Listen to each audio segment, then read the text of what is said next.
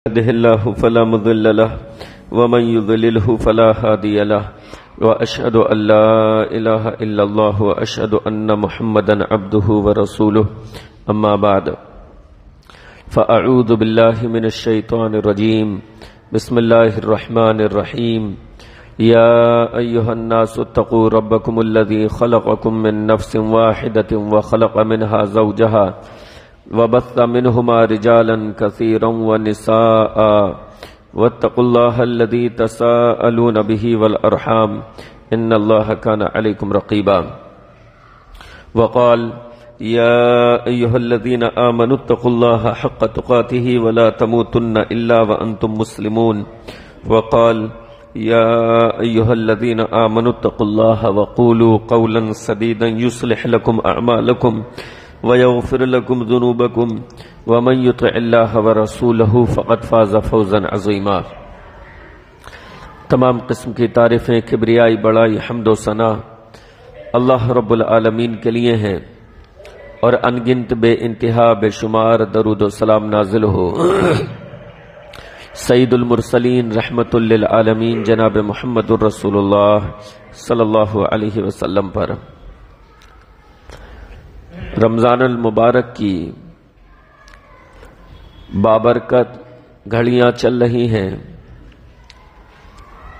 اللہ رب العالمین سے دعا ہے کہ رب العالمین اس مہینے کی جو برکات ہیں، جو رحمتیں ہیں، اللہ تعالی ان سے ہمیں نوازے، اور اس مہینے کی اللہ کی جو خصوصی رحمتیں ہیں اللہ رب العالمین وہ ہم پر نچھاور فرمائے، اور اس مہینے سے زیادہ ہمیں فائدہ اٹھانے کی توفیق عطا فرمائے۔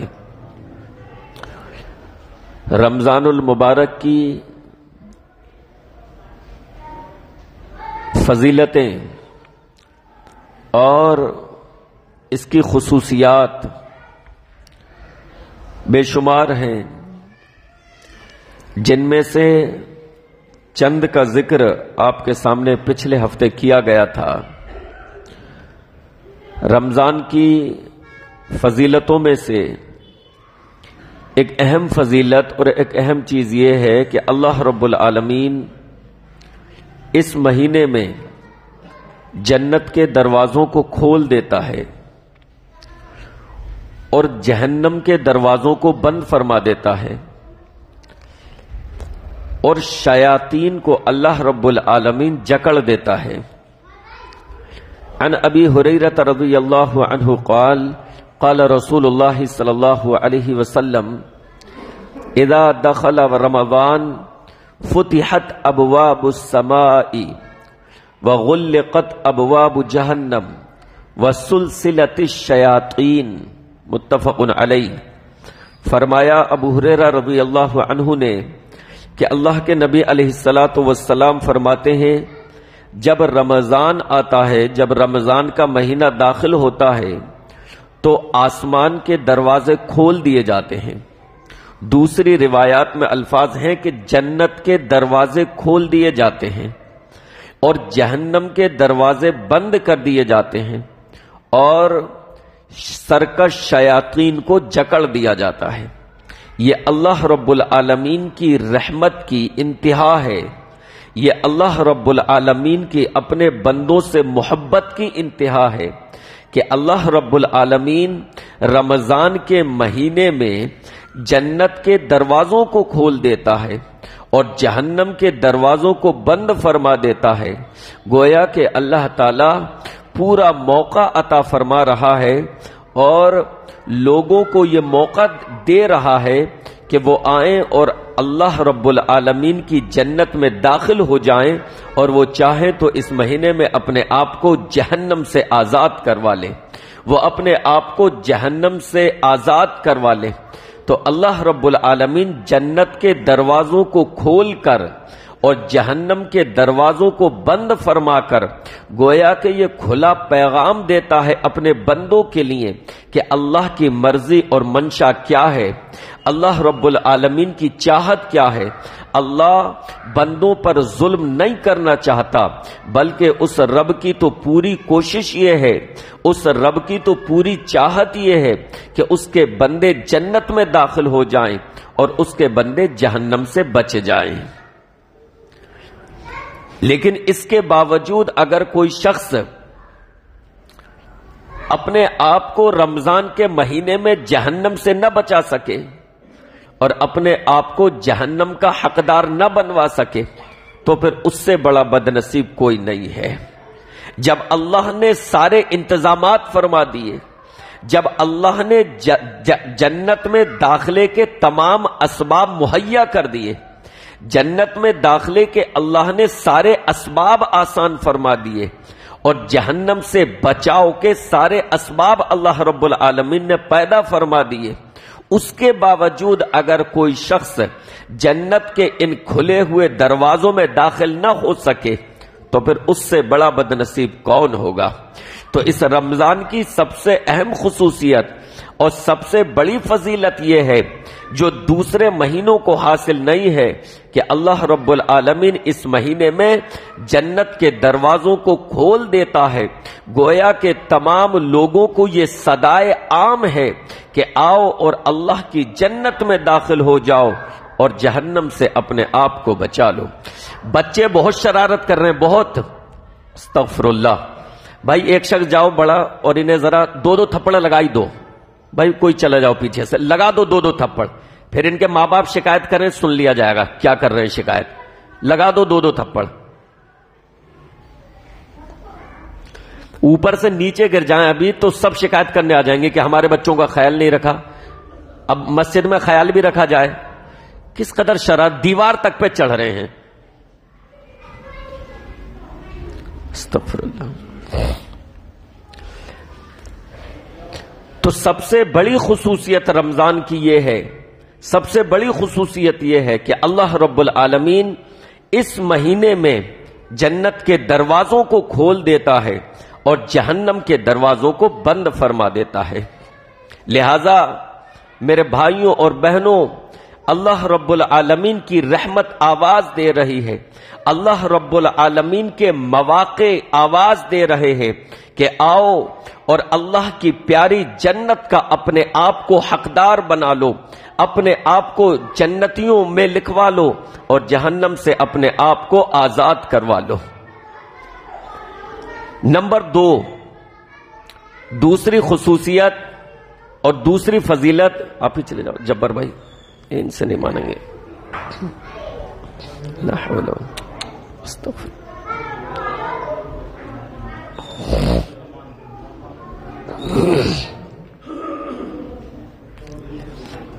اگلی صف میں لے آؤ بچوں کو۔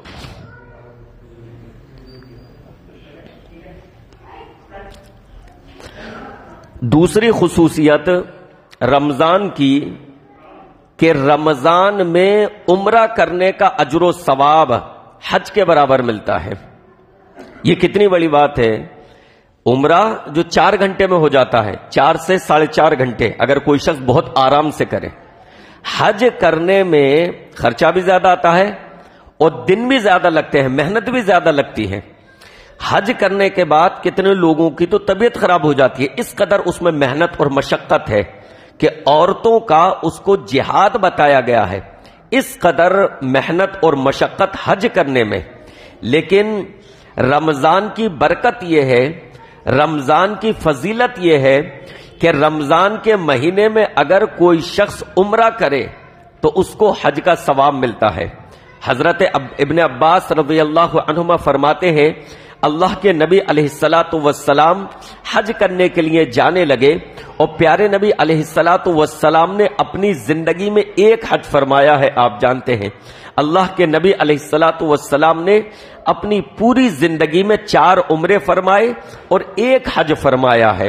تو لوگوں میں ایک جذبہ تھا، لوگوں میں ایک شوق تھا کہ پیارے نبی علیہ الصلوۃ والسلام کے ساتھ حج فرما لیں۔ وہ اللہ کے نبی علیہ الصلوۃ والسلام کا پہلا حج تھا، لوگوں کو یہ نہیں معلوم تھا کہ یہ آخری حج بھی ہوگا، لیکن بہرحال پہلا حج تھا، لوگوں کے اندر جوش و خروش تھا، لوگوں میں جذبہ تھا کہ اللہ کے نبی علیہ الصلوۃ والسلام کے ساتھ حج فرمائیں۔ تو اللہ کے نبی علیہ الصلوۃ والسلام نے ایک خاتون کو دیکھا کہ وہ نہیں نکل رہی ہے حج کے لیے، لوگوں میں تیاریاں دکھ رہی ہیں، لیکن یہ عورت، یہ انصاری خاتون اللہ کے نبی علیہ الصلوۃ والسلام کے ہمراہ حج کے لیے نہیں نکل رہی۔ تو آپ علیہ الصلوۃ والسلام نے اس خاتون سے دریافت کیا کہ تم ہمارے ساتھ حج کے لیے کیوں نہیں نکلتی؟ تو انہوں نے کہا کہ اللہ کے رسول، ہمارے پاس سواری نہیں ہے، ایک سواری تھی، اس پر میرا بیٹا، میرا شوہر وہ جا چکے ہیں حج کرنے کے لیے، وہ جا رہے ہیں، اور دوسری جو ہے وہ ہمارے لیے ضرورت کے لیے ہے، اس پر ہم اپنا پانی لے کر آتے ہیں۔ تو اللہ کے نبی علیہ الصلوۃ والسلام نے فرمایا، اچھا آگے بڑھنے سے پہلے دیکھیے خاتون نے کیا کہا کہ ایک سواری پر تو شوہر اور بیٹا چلے گئے، اور ایک سواری ہے جو ہمارے گھر کے لیے ہے، جس پر ہم سامان لاتے ہیں، جس پر ہم پانی لاتے ہیں۔ تو اس کا مطلب یہ ہوا کہ حج اور عمرہ بھی انسان تب کرے جب اس کی گھریلو ضروریات پوری ہو رہی ہیں، بلا وجہ اپنے آپ کو مشقت میں نہ ڈالے۔ اگر اس کی اپنے گھر کی ضروریات پوری نہیں ہو رہی تو اس پر حج ہے ہی نہیں۔ تو قرض کر کر، ادھار کر کے، اپنے آپ کو قرض تلے دبا کر کے حج کرنا یا قرض لے کر عمرہ کرنا یہ مناسب نہیں ہے، یہ بہتر نہیں ہے۔ تو دیکھیے ایک سواری ان کے پاس باقاعدہ موجود تھی جو گھر کے سامان، گھر کی ضرورتوں کے لیے تھی۔ تو اللہ کے نبی علیہ الصلوۃ والسلام نے فرمایا کہ اچھا ٹھیک ہے، فَإِذَا جَاءَ رَمَضَانَ فَاعْتَمِرِي فَإِنَّ فِيهِ عُمْرَةً تَعْدِلُ حَجَّةً۔ اچھا ایسا کرو، جب رمضان کا مہینہ آئے تو اس مہینے میں تم عمرہ کر لینا، اس وجہ سے کہ رمضان کے مہینے میں عمرہ کرنا یہ حج کرنے کے برابر ہے۔ تو رمضان کے مہینے میں عمرہ کرنا، اور مہینوں کو یہ فوقیت حاصل نہیں ہے، باقی مہینوں میں آپ عمرہ کریں، محرم کے مہینے میں عمرہ کریں تو عمرے کا ثواب، شوال کے مہینے میں عمرہ کریں تو عمرے کا ثواب، اور دیگر مہینوں میں شعبان کے مہینے میں عمرہ کریں عمرے کا ثواب۔ لیکن رمضان کا مہینہ وہ مبارک مہینہ ہے، رمضان کا مہینہ وہ بابرکت مہینہ ہے کہ آپ کرتے عمرہ ہیں اور اللہ رب العالمین کی طرف سے اجر و ثواب حج کا ملتا ہے۔ تو اس کا مطلب یہ ہوا کہ رمضان کے مہینے میں اللہ رب العالمین کی رحمت، اللہ رب العالمین کی رحمت پوری طریقے سے متوجہ ہوتی ہے اپنے بندوں کی طرف، اللہ رب العالمین کی رحمت پوری طرح سے متوجہ ہوتی ہے اپنے بندوں کی طرف، اور اللہ ہر اعتبار سے اپنے بندوں پر اپنی رحمتوں کو نچھاور کرتا ہے اور ان کو یہ موقع دیتا ہے کہ وہ عمل کریں، اور عمل کر کے اپنے نامۂ اعمال میں زیادہ سے زیادہ نیکیاں جمع کر لیں۔ رمضان کا مہینہ سیزن ہے نیکیاں حاصل کرنے کا، رمضان کا مہینہ سیزن ہے نیکیاں حاصل کرنے کا۔ جس طریقے سے مال کمانے کے سیزن ہوتے ہیں اور آپ لوگ کوشش کرتے ہیں کہ یہ ہمارا مال کمانے کا مہینہ ہے، یہ مال کو حاصل کرنے کا مہینہ ہے، یہ فصل کٹنے کا مہینہ ہے، یہ تجارت کا مہینہ ہے، یہ شادیوں کا سیزن ہے، لہذا اس میں ہمارا یہ سامان زیادہ چلے گا، ہم اس میں زیادہ کمائی کر سکتے ہیں۔ جس طریقے سے دنیاوی چیزوں کے لیے کوشش کی جاتی ہے اس سے کہیں زیادہ نیکیوں کو حاصل کرنے کے لیے کوشش کی جانی چاہیے۔ جس طریقے سے دنیا کو کمانے کے لیے، دنیا کو حاصل کرنے کے لیے سیزن کا خیال رکھا جاتا ہے، اس سے کہیں زیادہ نیکیوں کو حاصل کرنے کے اس سیزن کا خیال رکھا جائے۔ یہ نیکیاں کمانے کا سیزن ہے، اب یہ ہمارے اور آپ پر کے اوپر ہے یہ ہم پر اور آپ پر منحصر ہے کہ ہم اس سیزن سے کس قدر فائدہ اٹھائیں. ہم ہاتھ پہ ہاتھ رکھ کر بیٹھے رہیں، ہم ہاتھ پہ ہاتھ دھرے بیٹھے رہیں اور محروم ہو جائیں، ہم نیکیاں نہ کما پائیں، اپنے نامائے اعمال میں نیکیوں کا ڈھیر نہ لگوا سکیں، یا ہم چاہیں تو محنت کر کے جستجو کر کے اپنے نامائے اعمال میں زیادہ سے زیادہ نیکیاں جمع کر لیں، اس دن کے لیے جس دن ایک ایک نیکی کے لیے انسان ترسے گا، جس دن ایک ایک نیکی جو ہے اپنی اہمیت رکھتی ہوگی، اور انسان یہ چاہے گا کہ مجھے کہیں سے ایک نیکی بھی اگر مل جائے تو وہ اس کو چھوڑنا نہیں چاہے گا کہ یہ مجھے کسی بھی طریقے سے حاصل ہو جائے. ابھی موقع ہے کہ ہم اس دن کے لیے ان نیکیوں کو جمع کر لیں. میرے بھائیوں، رمضان میں اللہ رب العالمین بے حساب اجر عطا فرماتا ہے، اور روزے کا اجر اللہ رب العالمین بے حساب عطا فرماتا ہے. ہمارا اور آپ کا یہ بھوکا پیاسا رہنا، ہمارا اور آپ کا شہوت سے رکا رہنا، ہمارا اور آپ کا کھانے پینے سے رکا رہنا، اور اپنے آپ کو گناہوں سے روکے رکھنا، میرے بھائیوں یہ معمولی چیز نہیں. اللہ رب العالمین اس کے بدلے بے حساب اجر عطا فرماتا ہے.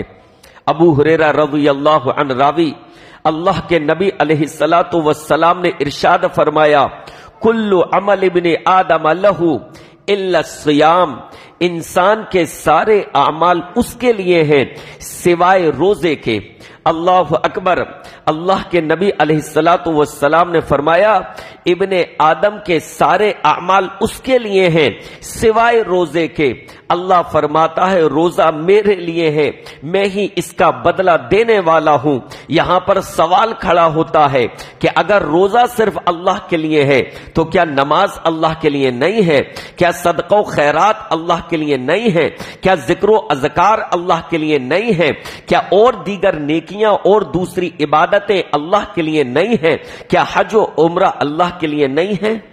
میرے بھائیوں، شارحین نے اس کی وضاحت کی ہے، اور امام قرطبی رحمہ اللہ فرماتے ہیں کہ اللہ کے نبی علیہ الصلوۃ والسلام نے اللہ کا قول جو ذکر کیا کہ اللہ فرماتا ہے کہ سوائے روزے کے سارے عمل بندے کے لیے ہے سوائے روزے کے، اس کا مطلب یہ ہے کہ باقی عملوں میں ریاکاری اور دکھاوا ممکن ہے، لیکن روزہ یہ ایسی عبادت ہے جو صرف اللہ اور بندے کے درمیان راز ہوتا ہے، اس میں ریاکاری نہیں ہوتی، الا یہ کہ انسان اپنے قول سے ظاہر کرتے. ریاکاری ہو سکتی ہے اگر انسان اپنے قول سے، مثال کے طور پر روزہ رکھا، اب سب سے کہتا پھر رہا ہے نفلی روزہ رکھا ہے، یا فرض سب سے کہتا پھر رہا کہ میرا روزہ ہے میرا روزہ ہے، دکھاوے کے طور پر، تو یہ الگ معاملہ ہوا. لیکن صرف روزہ رکھنے کی وجہ سے اس کا عمل ظاہر نہیں ہوتا، نماز پڑھنے کی وجہ سے اس کا عمل ظاہر ہوتا ہے، ذکر و اذکار کی وجہ سے اس کا عمل ظاہر ہوتا ہے، حج و عمرے کی وجہ سے اس کا عمل ظاہر ہوتا ہے. لیکن روزہ ایسی عبادت ہے کہ اس کا عمل ظاہر نہیں ہوتا، یا تو اس کو پتا ہوتا ہے یا اس کے رب کو پتا ہوتا ہے. تو امام قرطبی رحمہ اللہ فرماتے ہیں اس وجہ سے اللہ رب العالمین نے فرمایا کہ انسان کے سارے عمل اس کے لیے ہیں، یعنی وہ چاہے تو دکھاوا کرے، وہ چاہے تو ریاکاری کرے، اور چاہے تو محض میرے لیے رکھے، سوائے روزے کے کہ یہ خالص میرے لیے ہوتا ہے اور میں ہی اس کا بدلہ دینے والا ہوں. اچھا، یہاں پر ایک اور سوال اٹھتا ہے، اللہ نے فرمایا میں ہی اس کا بدلہ دینے والا ہوں، کیا اللہ دوسرے عملوں کا بدلہ دینے والا نہیں ہے؟ کیا اللہ دوسری عبادتوں کا بدلہ دینے والا نہیں ہے؟ بھائی ظاہر ہے دوسری عبادتوں کا بھی اللہ ہی بدلہ دینے والا ہے نا، اس کے علاوہ تو کوئی بدلہ دینے والا نہیں. بلکہ اگر انسان کسی اور سے امیدیں لگا لے کہ میری اس عبادت کے بدلے میری تعریف ہو، میری شہرت ہو، میری چرچا ہو، تو اس کا اجر ضائع و برباد ہو جائے گا. اجر تبھی ملتا ہے جب صرف اللہ سے بدلے کی امید ہو. تو پتہ یہ چلا باقی عملوں کا بدلہ بھی اللہ ہی دینے والا ہے. پھر یہ کیوں فرمایا اللہ نے حدیث قدسی میں، اللہ کے نبی نے پھر یہ کیوں فرمایا کہ سوائے روزے کے وہ میرے لیے ہیں، میں ہی اس کا بدلہ دینے والا ہوں؟ اس کا مطلب کیا ہے؟ اس کا مطلب یہ ہے، امام قرطبی رحمہ اللہ فرماتے ہیں، اس کا مطلب یہ ہے کہ اللہ نے باقی عملوں کے اجر و ثواب کو کھول دیا، باقی عملوں کے اجر و ثواب کو کھول دیا، لیکن روزے کے اجر کو اللہ نے کھولا نہیں، باقی کا کھول دیا۔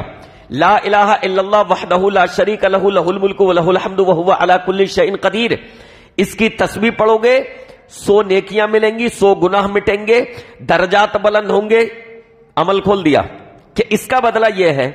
سبحان اللہ کہو گے، الحمدللہ کہو گے، اللہ اکبر کہو گے، کھول دیا، اس کا اجر اتنا ہے۔ السلام علیکم ورحمت اللہ کہو گے، اس کا اجر اتنا ہے۔ وعلیکم السلام کہو گے، اس کا اجر اتنا ہے۔ ورحمت اللہ کہو گے، اتنا ہے۔ وبرکاتہ کہو گے، اس کا اجر اتنا ہے۔ الف لام میم، الف پر 10 نیکیاں، لام پر 10 نیکیاں، میم پر 10 نیکیاں، اجر کھول دیا نا، اجر کھول دیا۔ کس عمل کا کتنا اجر ملے گا؟ لیکن روزہ، اللہ کو روزے دار سے اتنا پیار ہے، اللہ کو روزہ سے اس قدر محبت ہے اور روزے دار سے اس قدر پیار ہے کہ اللہ نے روزے کے اجر کو نہیں کھولا، بلکہ اللہ نے کہا روزے کا بدلہ میں ہی دوں گا، میں اس کا اجر نہیں کھولتا، بس اللہ کتنا دے دے یہ آپ خود اندازہ لگا لیں۔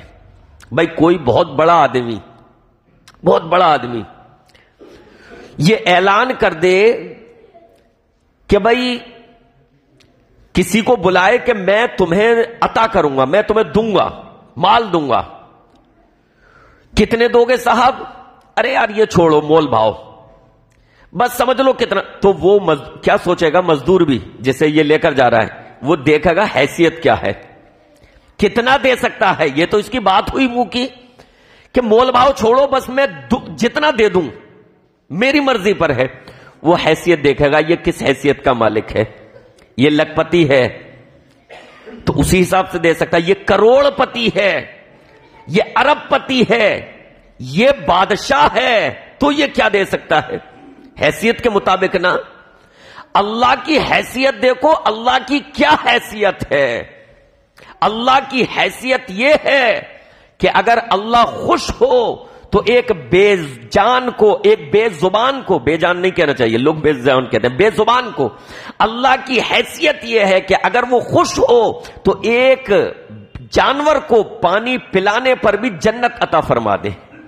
اللہ کی حیثیت یہ ہے، وہ اگر دینے پر آ جائے، اللہ کی حیثیت یہ ہے اگر وہ دینے پر آ جائے، سمندر کے جھاگوں کے برابر بھی گناہ ہو اللہ معاف فرما دے۔ اللہ کی عطا کا کیا کہنا، اندازہ لگایا جا سکتا ہے؟ اس سخی کا، اس کا اندازہ لگایا جا سکتا ہے، اس کی حیثیت کا، اس کی شان کا؟ دنیاوی لوگوں کی حیثیت کا اندازہ لگایا جا سکتا ہے، لیکن اس کی عطا کا کوئی کنارہ نہیں ہے، اس کی رحمت کا کوئی کنارہ نہیں ہے۔ وہ سخی، وہ فیاض، وہ عطا کرنے والا، وہ یہ اعلان کر رہا ہے روزہ میرے لیے ہے، میں ہی اس کا بدلہ دینے والا ہوں۔ ابھی اسی حدیث کے آخری ٹکڑے میں آئے گا کہ اللہ پھر بدلہ کتنا دے گا، دیکھنا بندہ کیسے خوش ہوگا۔ بتایا نہیں کتنا دے گا، لیکن اتنا دے گا کہ بندہ خوش ہو جائے گا۔ اندازہ لگاؤ، وہ اللہ فرما رہا ہے، وہ اللہ جس کی جنت کا اگر تذکرہ کیا جائے، جس کی جنت کا اگر تذکرہ کیا جائے تو سب سے کم درجے کے جنتی کا یہ حال ہوگا کہ 100 سال تک گھوڑے پر دوڑے، اتنی جگہ اس کو ملے گی۔ جس کی جنت کی نعمتوں کا اگر تذکرہ کیا جائے، اور اس کے تعلق سے بھی اللہ کے نبی علیہ الصلوۃ والسلام نے فرما دیا کہ یہ محض ذکر ہے۔ اللہ کے نبی نے فرمایا ان نعمتوں کے تعلق سے بھی کہ اور ایسی ایسی نعمتیں ہوں گی کہ نہ کانوں نے سنا، نہ آنکھوں نے دیکھا، نہ دل پر ان کا گزر ہو سکتا ہے، انسان سوچ بھی نہیں سکتا، اتنی نعمتیں ملیں گی۔ یہ اللہ کی عطا ہے۔ تو اللہ کی عطا یہ ہے کہ اللہ اگر خوش ہو جائے تو ایک مرتبہ زبان سے سبحان اللہ کہنے پر بھی کتنا نواز دہ نہیں کہا جا سکتا۔ اللہ اگر خوش ہو جائے تو ایک جانور کو آپ نے پانی پلایا اس کی رضا کے لیے، اللہ خوش ہو جائے، آپ نے سوچا کہ یار اسے پیاس لگی ہے، اس کے اندر بھی تو جان ہے، چلو اسے پانی پلا دوں، جیسے مجھے پیاس لگتی ہے اسے بھی لگتی ہے، اللہ خوش ہو جائے، جنت لکھ دے، جنتی لکھ دے، تو اس کی عطا کا کچھ نہیں کہا جا سکتا، اس کی رحمت کا کوئی کنارہ نہیں۔ وہ اللہ فرما رہا ہے روزہ میرے لیے ہے اور میں ہی اس کا بدلہ دینے والا ہوں۔ اللہ کے نبی علیہ الصلوۃ والسلام نے فرمایا لہذا والصیام جنۃ، اللہ اکبر۔ حدیث کے شروع ٹکڑے میں پیارے نبی علیہ الصلوۃ والسلام نے روزے کے اجر کے تعلق سے فرمایا، اور آخری ٹکڑے میں اس حدیث کے آخری ٹکڑے میں روزے کا اجر جو ملے گا تو بندے پر کیا کیفیت ہوگی اس کا ذکر فرمایا، اور بیچ میں پیارے نبی علیہ الصلوۃ والسلام نے روزے کی حفاظت کے تعلق سے پھر فرمایا، تاکہ ہمیں اور آپ کو یہ نصیحت ہو جائے، یہ پتہ چل جائے کہ جب ہم روزے کی قدر کریں گے، جب ہم روزے کی حفاظت کریں گے تب ہمیں یہ اجر ملے گا، ایسے نہیں۔ تو اللہ کے نبی علیہ الصلوۃ والسلام نے فرمایا پھر درمیان میں حدیث میں الصیام جنۃ فَإِذَا كَانَ يَوْمُ صَوْمِ أَحَدِكُمْ فَلَا يَرْفَثْ وَلَا يَصْخَبْ فَإِنْ سَابَّهُ أَحَدٌ أَوْ قَاتَلَهُ فَلْيَقُلْ إِنِّي امْرُؤٌ صَائِمٌ۔ فرمایا لوگوں سنو، روزہ ڈھال ہے جہنم سے بچاؤ کے لیے، ڈھال ہے گناہوں سے بچنے کے لیے، روزہ ڈھال ہے، لہذا جب تم میں سے کسی شخص کا روزہ ہو تو وہ اس دن اپنی زبان سے بیہودہ باتیں نہ کرے، وہ اپنی زبان سے لغو باتیں نہ کرے، وہ اپنی زبان سے بکواس نہ کرے، اگر پھر بھی اس سے کوئی لڑتا ہے، یہ نہیں لڑتا وہ لڑتا ہے، تو یہ اس سے صاف کہہ دے کہ بھائی میں روزے دار ہوں، میں نہیں لڑ سکتا۔ تم جس جہالت پر اتر رہے ہو، تم جس گالی گفتاری پر اتر رہے ہو، میں اس گالی گفتاری پر نہیں اتر سکتا، میں اس جہالت پر نہیں اتر سکتا، کیونکہ میرا روزہ ہے، مجھے اپنے روزے کی حفاظت کرنی ہے۔ فرمایا والذی نفسی بیدی، آگے فرمایا والذی نفسی بیدی لخلوف فم الصائم اطیب عند اللہ من ریح المسک، اس ذات کی قسم ہے جس کے ہاتھ میں محمد کی جان ہے صلی اللہ علیہ وسلم، روزے دار کے منہ کی بو اللہ کے نزدیک مشک سے زیادہ عزیز ہے۔ اس کے بعد فرمایا وَلِلصَّائِمِ فَرْحَتَانِ يَفْرَحُهُمَا، روزے دار کے لیے دو خوشیاں ہیں جب وہ خوش ہوتا ہے، اذا افطر فرح بفطرہ، اذا افطر فرح بفطرہ، جب وہ افطار کرتا ہے تو افطار کے وقت وہ خوش ہوتا ہے۔ اب شارحین اس کی وضاحت کرتے ہیں کہ وہ خوش کیوں ہوتا ہے، یا تو خوش اس وجہ سے ہوتا ہے کہ صبح سے وہ اپنے آپ کو کھانے پینے سے رکا ہوا تھا، اب وقت ہے کہ وہ اپنی رگیں تر کر لے، اب وہ کچھ کھا لے، یا پھر یہ کہ خوش وہ اس وجہ سے ہوتا ہے کہ اس کا روزہ الحمدللہ بحسن و خوبی اختتام تک پہنچا، صبح سے لے کر شام تک، طلوع فجر سے لے کر غروب آفتاب تک اس نے اپنا روزہ اس انداز میں رکھا ہے کہ اس میں نہ غیبتیں کی ہیں، نہ چغلخوری کی ہے، نہ جھوٹ بولا ہے، نہ گالیاں دی ہیں، نہ کسی سے لڑا بھڑا ہے، نہ کسی کے ساتھ بے ایمانی کی ہے، نہ کسی پر ظلم و زیادتی کی ہے، اس طریقے سے اس نے اپنا روزہ گزارا ہے، لہذا روزے کا پورا خیال رکھتے ہوئے اس نے یہ دن گزارا اور اب اس کا روزہ اختتام کو پہنچ گیا، گویا کہ اس کا اجر ضائع و برباد ہونے سے بچ گیا۔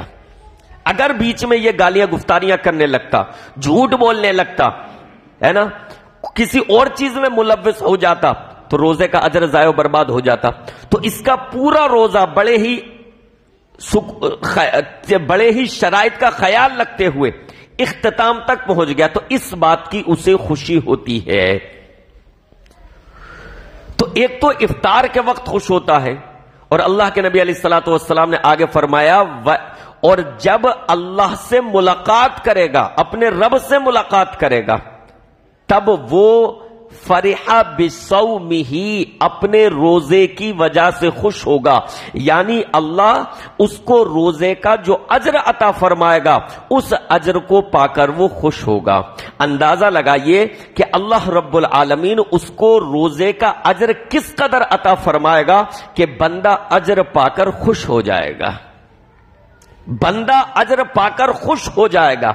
لہذا اللہ رب العالمین نے روزے کا اجر اپنے پاس رکھا، اس کو واضح نہیں کیا، اس کو کھولا نہیں، اس راز کو کھولا نہیں، بلکہ راز میں رکھا کہ روزہ میرے لیے ہے اور میں ہی اس کا اجر دینے والا ہوں۔ اب اللہ کتنا اجر دے گا یہ اس کی مرضی پر ہے۔ جس نے روزہ جس طریقے سے رکھا ہوگا، جس قدر اپنے روزے کی حفاظت کی ہوگی، اس کے روزے میں جس قدر خلوص ہوگا، اس کے روزے میں جس قدر جد و جہد ہوگی، اس کے روزے میں جس قدر عبادت کرنے میں مشقت پائی گئی ہوگی، ممکن ہے اللہ رب العالمین اجر کے اعتبار سے بھی مختلف اجر اللہ رب العالمین دے، کسی کو کتنا، کسی کو کتنا، کسی کو کتنا۔ تو اللہ رب العالمین لوگوں کی نیت دیکھ کر، لوگوں کا خلوص دیکھ کر، ان کا عبادت میں ذوق اور شوق دیکھ کر، ان کی جد و جہد دیکھ کر اللہ رب العالمین اجر عطا فرمائے گا۔ اللہ رب العالمین سے دعا ہے کہ رب العالمین ہمیں ہمارے روزوں کا بھرپور اجر عطا فرمائے، اور روزوں میں جو ہم سے غیر شعوری طور پر لغزشیں ہو جاتی ہیں، کوتاہیاں ہو جاتی ہیں، اللہ رب العالمین ایک بندہ سمجھ کر، انسان سمجھ کر ان کوتاہیوں کو، ان لغزشوں کو ہماری معاف فرما دے، اور ہماری خطاؤں پر اللہ رب العالمین اپنی معافی کا قلم پھیر دے۔ روزہ میرے بھائیوں یہ ایسی عبادت ہے کہ یہ کل روزے دار کے لیے سفارش کرے گا۔ اللہ اکبر، کس قدر خوش نصیبی کی بات ہے، روزہ روزے دار کے لیے سفارش کرے گا۔ کسی کا سفارشی وکیل، کسی کا سفارشی امیر، کسی کا سفارشی عہدیدار، کسی کا سفارشی منصب و مرتبے والا، لیکن یہ روزے دار ایسا خوش نصیب ہے جس کا سفارشی روزہ ہوگا، روزہ اس کے لیے سفارش کرے گا۔ سفارش اس دن کس بات کی ہوگی؟ سفارش اس دن جہنم سے بچانے کے لیے اور جنت میں داخلے کے لیے کی جائے گی۔ بھئی یہی سفارش ہوگی، اور انسان کو اس دن اسی سفارش کی ضرورت پڑے گی کہ کسی طریقے سے مجھے جہنم سے نجات مل جائے اور جنت میں میرا داخلہ ہو جائے۔ اللہ کے نبی علیہ الصلوۃ والسلام نے ارشاد فرمایا کہ ان الصیام والقرآن یشفعان، بے شک روزہ اور قرآن یہ دونوں اللہ کے حضور سفارش کریں گے۔ روزہ کہے گا اے ربی منعتہ الطعام والشہوۃ فشفعنی فیہ، اے میرے رب میں نے اس کو کھانے پینے سے روکے رکھا اور میں نے اس کو اس کی شہوت پوری کرنے سے روکے رکھا، لہذا اس کے سلسلے میں میری سفارش کو قبول فرما لے۔ اور قرآن کہے گا اے اللہ میں نے اس کو سونے سے روکے رکھا، منعتہ النوم باللیل، میں نے رات کو اس سے سونے سے روکے رکھا۔ بھائی افطاری جب آپ کر لیتے ہیں تو دیکھا جسم پر کس قدر تھکن طاری ہو جاتی ہے، ایسا لگتا ہے پورے دن کی تھکان افطاری کر کے ہوتی ہے۔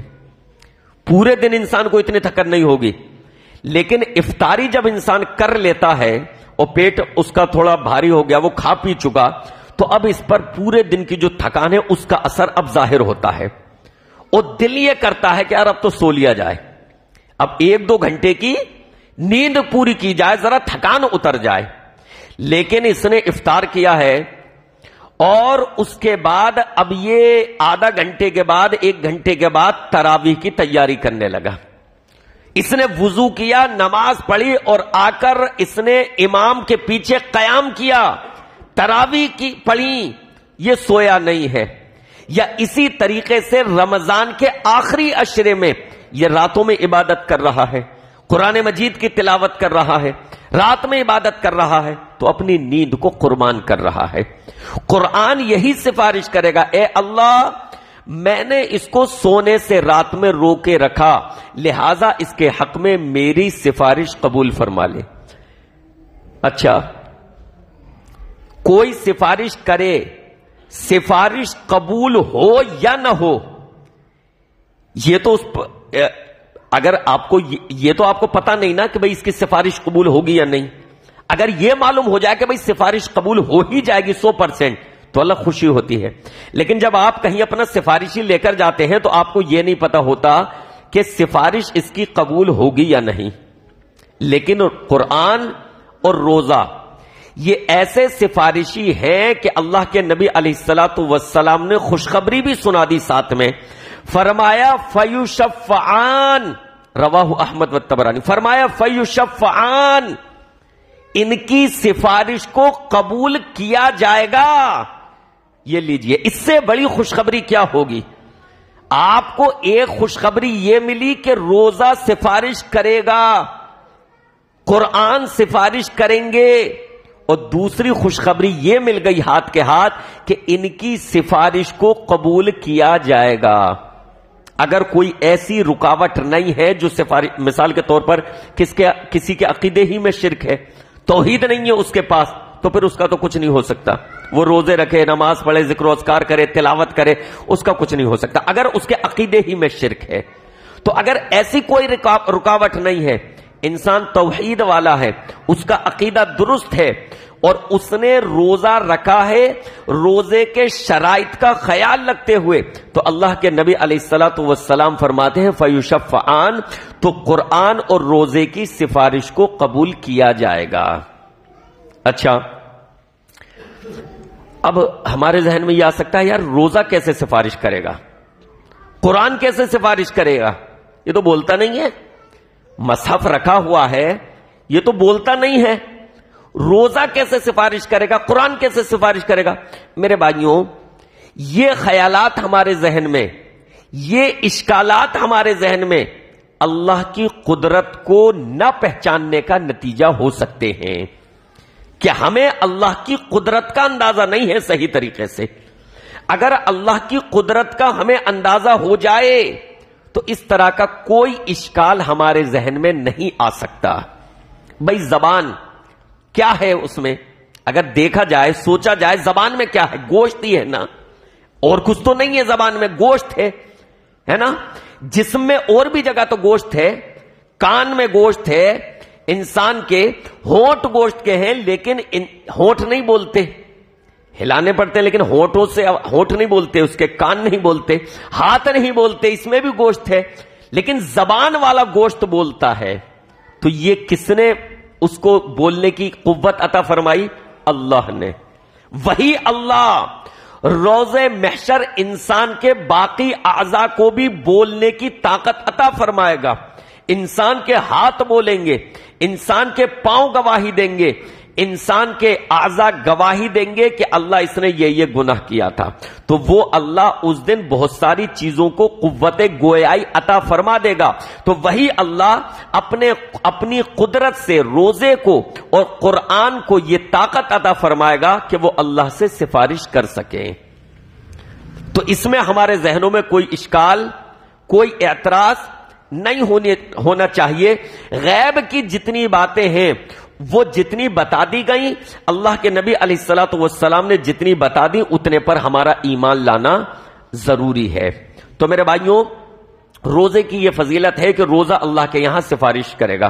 اسی طریقے سے روزے داروں کے لیے ایک اور خوشخبری، روزے داروں کے لیے ایک اور خوشخبری، اللہ رب العالمین نے جنت میں روزے داروں کے لیے ایک خاص دروازہ متعین کیا ہے. روزے دار اس دروازے سے جنت میں داخل ہوں گے. بھئی ہوتا ہے نا، آپ کوئی فنکشن کر رہے ہیں تو آپ اپنے خاص مہمانوں کے لیے خاص دروازہ متعین کرتے ہیں، خاص دروازے کا ڈیکوریشن کرتے ہیں کہ وہ یہاں سے آئیں گے، ہے نا. یہاں جتنا بڑا مہمان آ رہا ہوتا ہے اس کے اعتبار سے اس کے استقبال کی تیاریاں کی جاتی ہیں. نیتا لوگ آ رہے ہوتے ہیں تو دیکھو روڈ صاف ہو گیا، وائٹ اس پر ڈلوا دیتے ہیں وائٹنس، یہ تمام چیزوں کا کیا جاتا ہے نا. اور بڑا نیتا آ رہا ہے، کوئی پردھان منتری، راشٹرپتی آ رہا تو پھول بچھوا دیے، ہوتا ہے نا یہ سب. روزے دار کا استقبال اسی طریقے سے ہوگا. اللہ کے نبی علیہ الصلوۃ والسلام نے فرمایا روزے دار کے تعلق سے کہ اس کے لیے دروازہ خاص ہوگا. آپ نے فرمایا ان فی الجنت بابا یقال لہ الریان، جنت میں ایک دروازہ ہے جس کا نام ریان ہے. یدخل منہ الصائمون لا یدخل منہ احد غیرہم، فرمایا اس دروازے سے صرف اور صرف روزے دار داخل ہوں گے اور روزے داروں کے علاوہ کوئی اور داخل نہیں ہوگا۔ بتائیے اس دروازے سے داخلے کے لیے ہماری تیاری ہے؟ ہماری اور آپ کی تیاری ہے؟ ہم اور آپ اس دروازے سے داخل ہونا چاہتے ہیں؟ اگر داخل ہونا چاہتے ہیں تو پھر روزوں کا اہتمام، اور نہ صرف اہتمام بلکہ اس کے جو شرائط ہیں، روزے کے جو شرائط ہیں، ان تمام چیزوں کا لحاظ رکھتے ہوئے، ان تمام چیزوں کا خیال رکھتے ہوئے ہمیں روزے کا اہتمام کرنا چاہیے۔ میرے بھائیوں، رمضان کا مہینہ یہ وہ مہینہ ہے کہ اللہ رب العالمین روزانہ افطار کے وقت کتنے لوگوں کو جہنم سے آزاد فرماتا ہے۔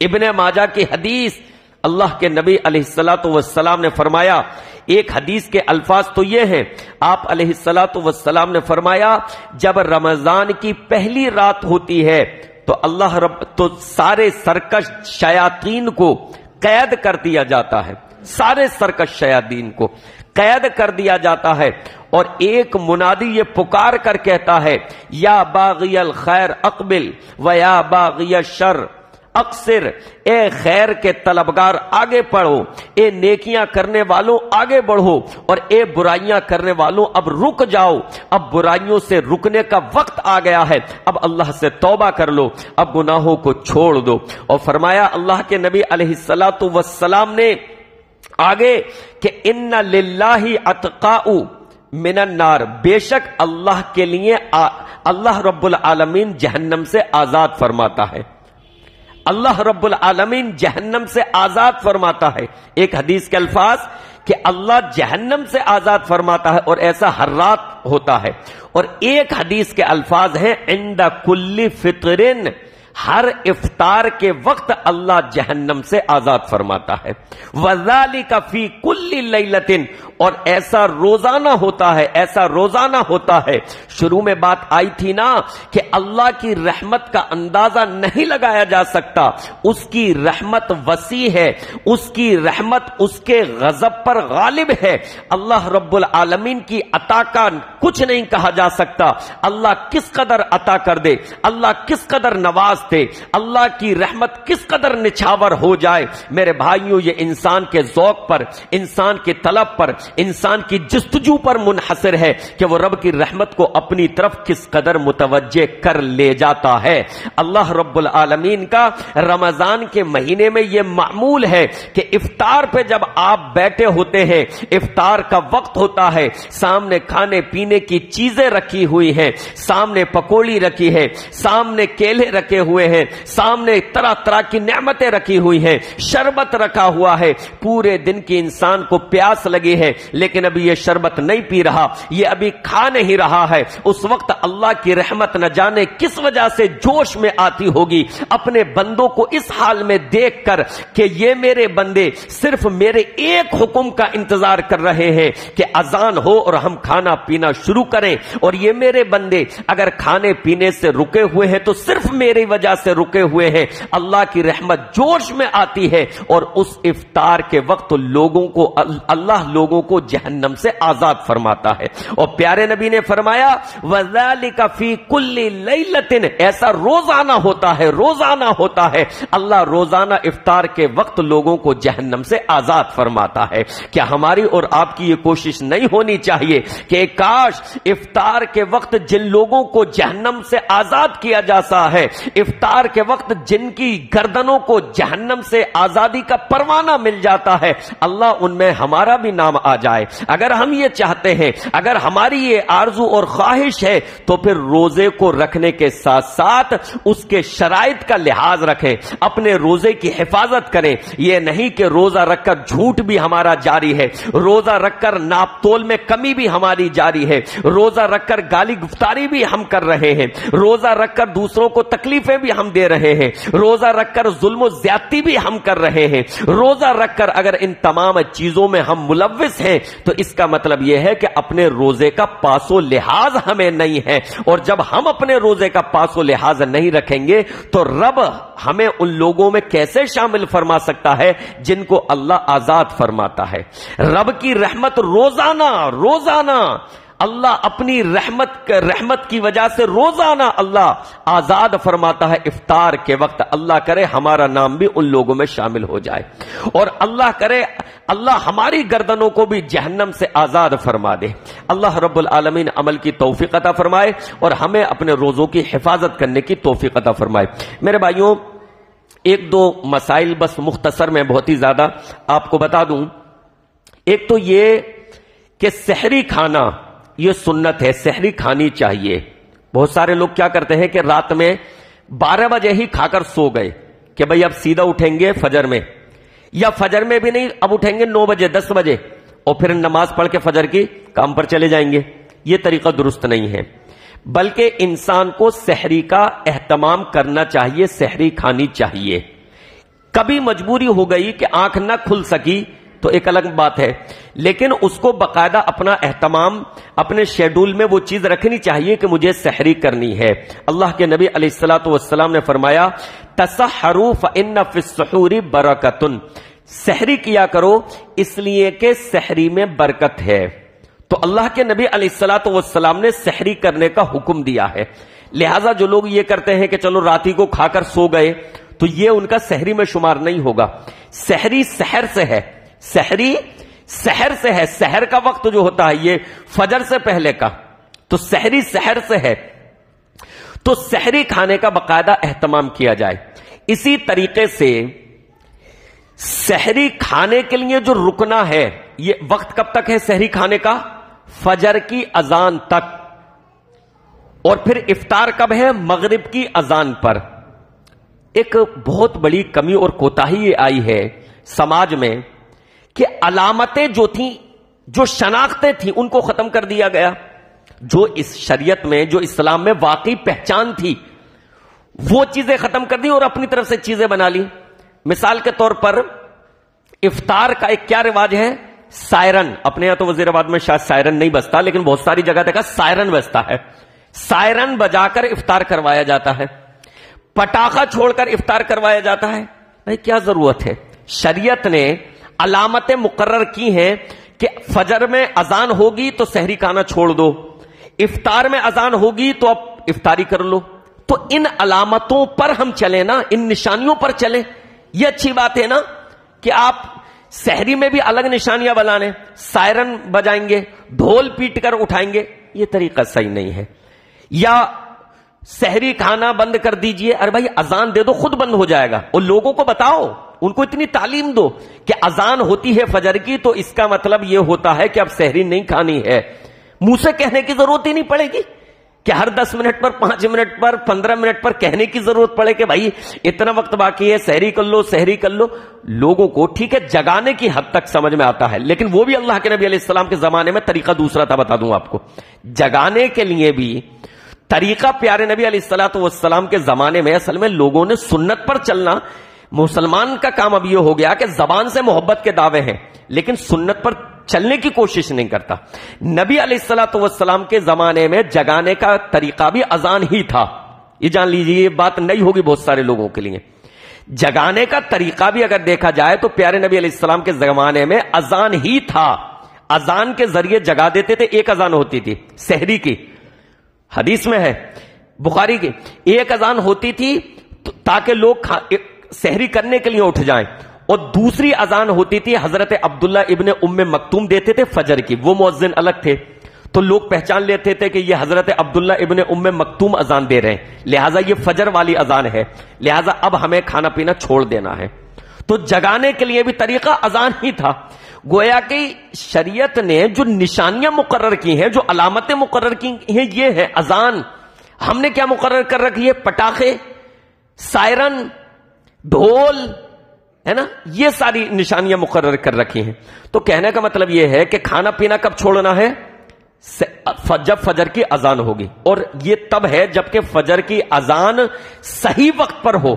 اس کا اہتمام مسجد میں جب یہ ہو کہ صحیح وقت پر ہو رہی ہے, جیسے الحمدللہ ہمارے یہاں فجر کی اذان بالکل صحیح وقت پر ہوتی ہے. ہم 5 منٹ آگے پیچھے کا وہ نہیں رکھتے, جو وقت ہے ایک دم ٹائم ٹو ٹائم اس ٹائم دی جاتی ہے. کہیں پر اگر یہ ہے کہ دیر سے ہوتی ہے فجر کی اذان، 15 منٹ دیر سے، 20 منٹ دیر سے، تو وہاں اذان کا اعتبار نہیں کیا جائے گا، وہاں پہ ٹائم دیکھ لیں کہ بھئی سحری کا وقت ختم ہو گیا، اب ہمیں کھانا پینا نہیں ہے. ٹھیک ہے، تو ایک بات تو یہ کہ روز سحری جو کرنی، سحری کا وقت جو ہے وہ فجر کی اذان تک ہے، اذان ہوئی تب کھانا پینا چھوڑیں گے. اور اسی طریقے سے افطار جو ہے وہ اذان ہوتے ہی ہے. بتانے کی ضرورت نہیں کہ بھئی افطار کر لیجئے، لوگوں کو خطبے میں یہ تعلیم دو کہ بھئی جب اذان ہوگی تو افطار کر لینا، تو اذان دو، لوگ افطار کر لیں. تو اذان ہوتی ہے تو افطار کرنا مشروع ہو جاتا ہے، آپ کو افطار کر لینا چاہیے.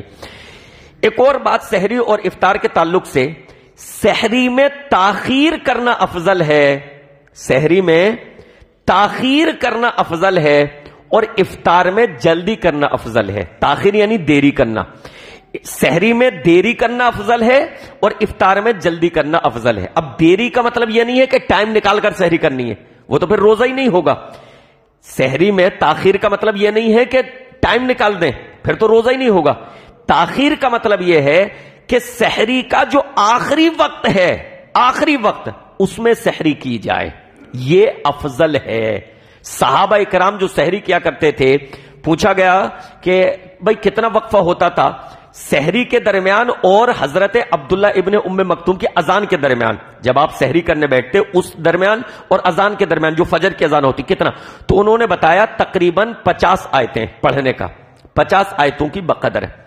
50 آیتیں اگر صحیح ڈھنگ سے پڑھی جائیں، اسپیڈ والے قاری نہیں، جو ایکسپریس قاری ہوتے وہ نہیں، صحیح ڈھنگ سے قرآن مجید کا احترام کرتے ہوئے صحیح تلفظ کے ساتھ، تو تقریباً 15 سے 20 منٹ میں ہو جاتی ہیں 50 آیتیں.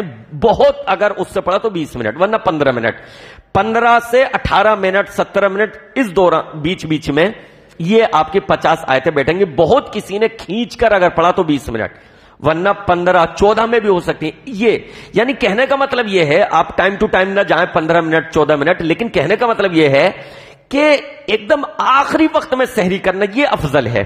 یہ نہیں کہ سحری 1 گھنٹے پہلے کھا کر بیٹھ گئے، سحری 2 گھنٹے پہلے ہی کھا لی، آخری وقت میں کھانا. اور اسی طریقے سے افطار میں جلدی کرنا. اب جلدی کا مطلب یہ نہیں غروب آفتاب سے پہلے افطاری کر لیں، مطلب یہ ہے کہ اذان ہوئی تو افطاری کر لو. احتیاطی 2 منٹ تاخیر نہیں، احتیاط نہیں کہ بھائی افطار کا وقت تو ہو گیا لیکن ابھی احتیاط کے طور پر ہم 5 منٹ لیٹ کریں گے، نہیں. اللہ نے حد بندی کر دی تو اسی حد بندی پر رہنا ہے، اپنی طرف سے پیچھے نہیں جانا کہ سحری میں اور پیچھے چلے جائیں اور افطار میں اور آگے بڑھ جائیں، اپنی طرف سے کچھ نہیں کرنا. یا ایھا الذین آمنوا لا تقدموا بین یدی اللہ ورسولہ واتقوا اللہ. اے اہل ایمان، اللہ اور رسول سے آگے مت بڑھو.